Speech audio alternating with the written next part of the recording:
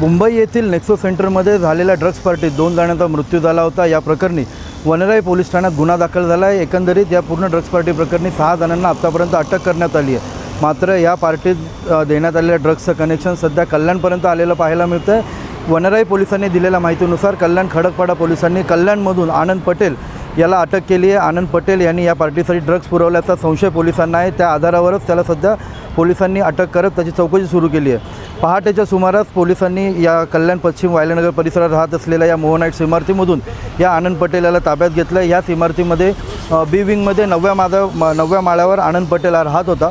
पहाटे 4:30च्या सुमारास पोलिसांनी वनराई पोलिसांसोबत या ठिकाणी छापा टाकला। या छाप्यादरम्यान तो दरवाजा देखील उघडत नव्हता। पोलिसांनी दरवाजा तोडण्याचा प्रयत्न केला असता तो दरवाजा उघडून बाहेर आल्यावर पोलिसांनी त्याला तत्काळ अटक केली। सध्या खडकपाडा पोलिसांनी आनंद पटेल याला वनराई पोलिसांच्या ताब्यात दिलं आहे।